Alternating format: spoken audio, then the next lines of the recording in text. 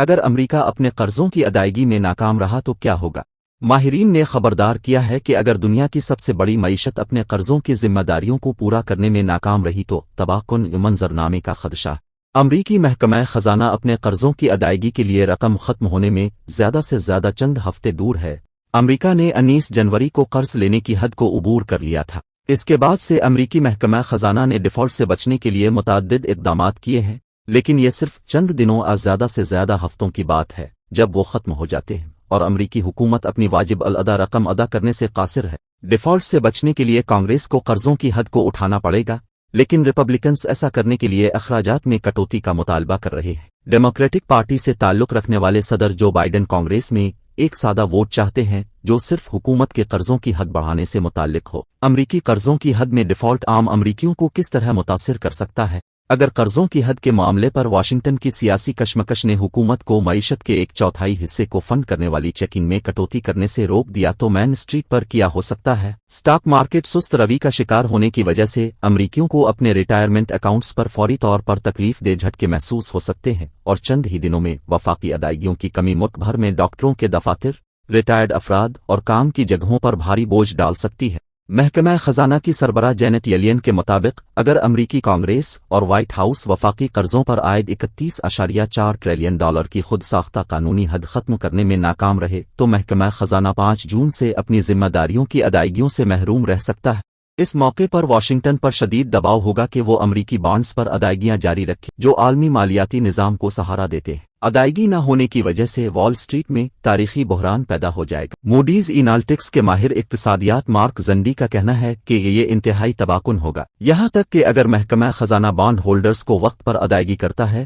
جیسا کہ زیادہ تر مبصرین توقع کرتے ہیں تو بحران کی وجہ بننے والی سیاسی خرابی امریکہ کے معاشی امکانات میں عدم اعتماد کا بیج بوئے گی، اور امریکیوں کی ملکیت والی زیادہ تر چیزوں کی قیمت ان کے گھروں سے لے کر ریٹائرمنٹ پورٹ فولیو تک گر جائے گی۔ سٹاک کی قیمتیں گریں گی، کمرشل ریل اسٹیٹ کی قیمتیں، مکانات کی قیمتیں گریں گی، سب کچھ گر جائے گا۔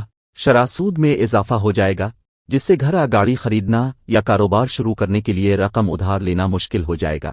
مالی بحران معیشت کو کساد کی راہ پر ڈالنے والی ایک اہم طاقت ہوگی۔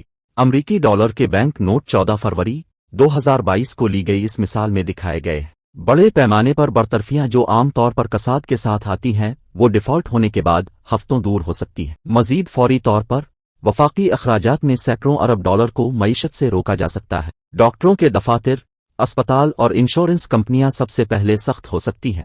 واشنگٹن کے روزمرہ کے بلوں کے شیڈول کا تخمینہ لگانے والے think tank Bipartisan Policy Center کے مطابق 5 جون کو عمر رسیدہ امریکیوں کے لیے امریکہ کے public health insurance program Medicare کے ذریعے تقریباً 1 ارب ڈالر کی ادائیگی واجب الادا ہے۔ آنے والے دنوں میں مزید میڈیکیئر بل آنے والے دنوں میں آئیں گے، اور چونکہ میڈیکیئر امریکی صحت کی دیکھ بھال کا تقریباً 5واں حصہ فنڈ کرتا ہے، لہٰذا کچھ ڈاکٹروں کے پاس عملے اور دیگر بلوں کی ادائیگی کے لیے پیسے نہیں ہو سکتے۔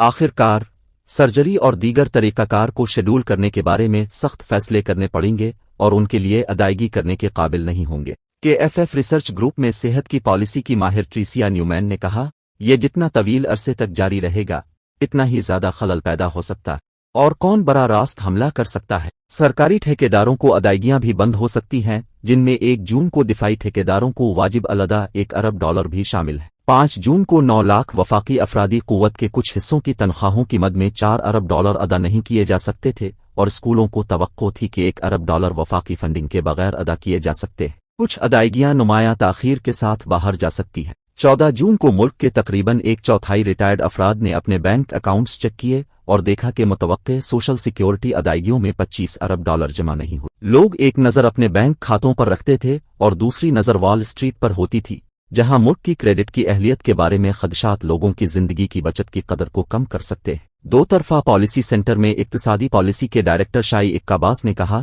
ایک ان کے سوشل سیکیورٹی چیک کے لیے کئی دن کی تاخیر ہے، اور دوسرا ان کی 20 میں 401% کمی ہے، ایک مختصر خلاف ورزی۔ یہاں تک کہ اگر امریکہ صرف چند دنوں کے لیے اپنی ذمہ داریوں کو پورا کرنے میں ناکام ہو جاتا ہے تو بھی معیشت پر اس کے نتائج ہوں گے۔ ٹریجری بلز اور بانڈز کے لیے شرح سود میں اضافہ ہوگا اور اس سے بالآخر امریکیوں پر ٹیکس کا بوجھ بڑھے گا۔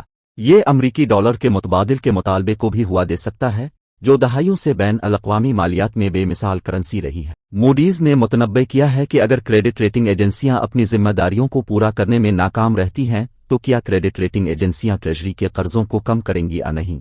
लेकिन किसी भी कमी से बहुत से दीगर मालियाती इदारों, गैर मालियाती कारपोरेशनों, म्यूनिसिपैलिटियों, बुनियादी ढांचे के फराहम कुनिंदगान, स्ट्रक्चर्ड फिनांस ट्रांजैक्शंस और दीगर कर्ज जारी करने वालों के कर्जों में कमी आएगी। अमरीकी हुकूमत की जानिब से जिन इदारों को पीछे छोड़ दिया गया है, जिनमें मॉर्गेज फिनांसर्स फैनी मी, फ्रीडी मैक और फेडरल होम लोन बैंक शामिल हैं, उनकी रेटिंग में सबसे बड़ी गिरावट का सामना करना पड़ सकता है।